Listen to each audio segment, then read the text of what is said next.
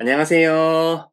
사랑하는 성도님, 일주일 동안 건강하고 평안하게 잘 지내셨나요? 연휴가 있는 주간이라 일주일이 금방 지나간 것 같습니다. 비가 내리고 바람이 강하게 부는 날씨에 아무쪼록 감기 걸리지 않도록 조심하시고 안전운전 하시기 바랍니다. 오늘은 열왕기상 6장 11절에서 14절 주님께서 솔로몬에게 말씀하셨다. 드디어 내가 성전을 짓기 시작하였구나. 내가 내 법도와 율례를 따르고 또 나의 계명에 순종하여 그대로 그것을 지키면 내가 내 아버지 다윗에게 약속한 바를 내게서 이루겠다. 또한 나는 이스라엘 자손과 더불어 그들 가운데서 함께 살겠고 내 백성 이스라엘을 결코 버리지 않겠다. 솔로몬이 성전 짓기를 마쳤다는 말씀을 가지고 솔로몬이 성전을 지었어요 라는 제목으로 함께 하나님 말씀 나누겠습니다. 해리슨 포드 주연의 에어포스 1이라는 영화가 있습니다. 미국 대통령 전용기인 에어포스 1에 테러리스트들이 침입하면서 일어나는 일들을 그린 영화입니다. 이 영화 마지막 장면에 보면 에어포스 1이 추락하고 미국 대통령은 공군 수송기로 옮겨 타게 됩니다. 그때 미국 대통령이 탄 공군 수송기 조종사가 이렇게 말합니다.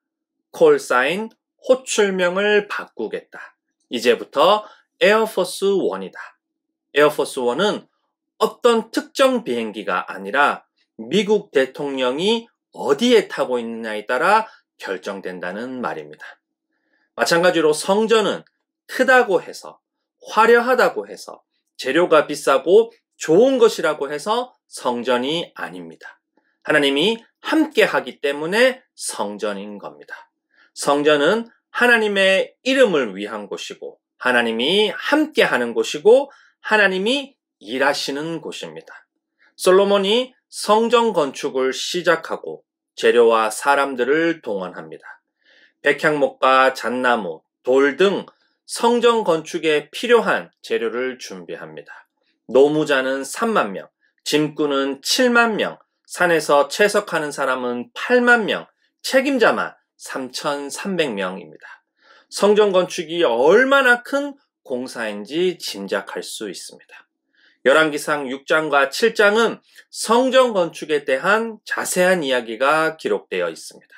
먼저 6장은 성전 건축 시작, 성전 건축의 외장 공사, 그리고 성전 건축이 의미를 가지는 조건이 중간에 있고, 다시 성전 건축의 내장 공사, 그리고 성전 건축의 완성이라는 구조로 되어 있습니다. 이 구조가 저희에게 말해주는 건 성전 건축의 시작과 완성, 성전의 규모나 재료보다 성전이 성전으로 존재하기 위해서는 무엇이 필요한가라는 겁니다. 성전이 성전으로 존재하기 위해서는 하나님이 함께 해야 하고, 하나님이 함께 하기 위해 하나님 말씀에 순종하고 행해야 한다는 겁니다.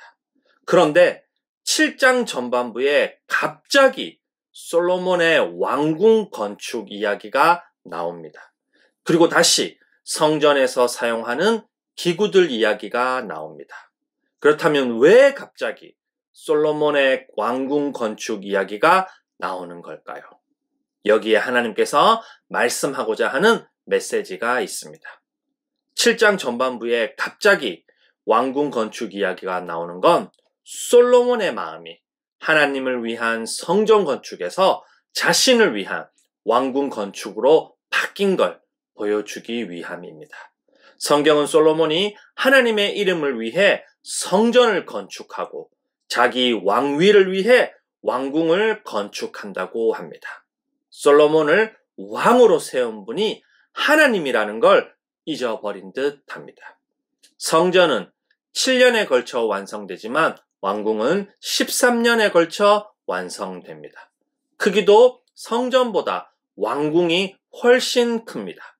재료도 성전은 그냥 돌이나 잘 다듬어낸 돌을 사용했다면 왕궁은 치수를 재어서 깎은 귀한 돌, 앞뒤를 톱으로 자른 값진 돌을 사용합니다. 성전보다 왕궁에 쓰인 백향목이 훨씬 더 많습니다. 성전 건축 책임자는 이방인 혼혈인이지만 왕궁은 솔로몬 자신이 직접 책임자로 맡습니다. 20년이 넘는 건축은 백성들의 희생, 세금 증가로 이어지게 됩니다.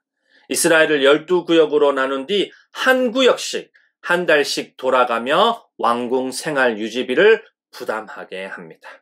세금만으로 왕궁 생활 유지비와 성전 및 왕궁 건축비 충당이 안 되자 솔로몬은 다윗이 어렵게 획득한 이스라엘 땅을 헐값에 팔아넘기기도 합니다. 게다가 이집트, 모압, 암몬, 에돔, 시돈과 같은 이방인 여인들과 결혼하고 이방 우상들을 위한 신전까지도 건축합니다. 성전과 왕궁 건축 이후 솔로몬 이야기는 재산과 교역, 그러니까 매매가 중심이 됩니다. 하나님께서 맡겨주신 백성들을 돌보기 원하던 솔로몬이 자신의 왕위를 위해 백성들의 것을 빼앗는 왕이 되어버린 겁니다. 지혜의 길을 가르쳐주던 솔로몬이 어리석은 악인의 길을 가게 됩니다. 왕직에 오래 머무르며 왕권을 누리게 해달라고 구하지 않은 솔로몬, 부와 재산을 구하지 않은 솔로몬, 인기와 유명세를 구하지 않은 솔로몬, 원수의 죽음을 구하지 않은 솔로몬이 자기 왕위를 위해 부와 재산을 쌓고 이방 여자들과 결혼하고 우상을 섬기며 하나님께 등을 돌립니다.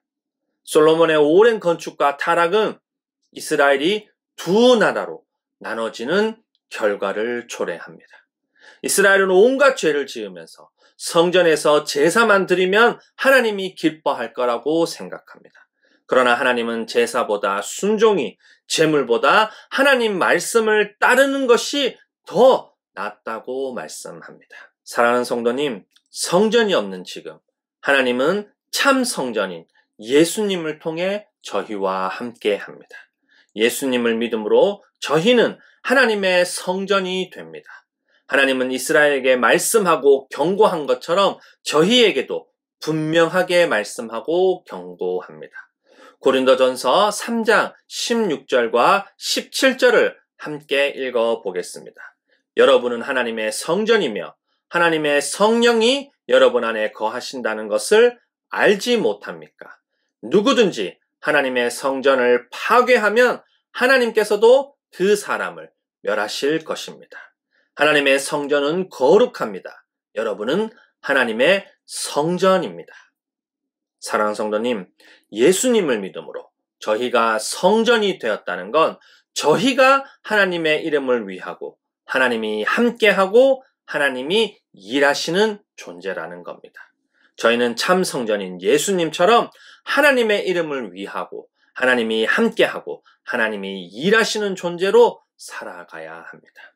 하나님의 성전이 된 저희가 이스라엘처럼 하나님을 따르지 않고 등을 돌리고 하나님 말씀에 불순종하고 죄를 지으면서 교회에서 예배드리고 헌금하면 하나님이 기뻐할 거라고 착각하면 안 됩니다. 예배보다 순종이, 헌금보다 하나님 말씀을 따르는 게 더 낫습니다.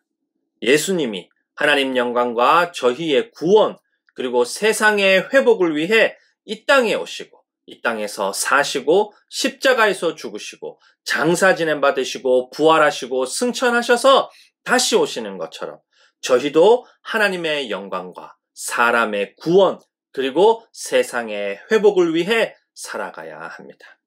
예수님을 믿음으로 하나님의 성전이 되어 예수님처럼 하나님을 사랑하고 사람을 소중하게 대하고 세상을 아름답게 돌보며 하나님의 이름을 위하고 하나님이 함께하고 하나님의 일하심을 나타내는 저희 모두가 되기를 간절히 소원합니다.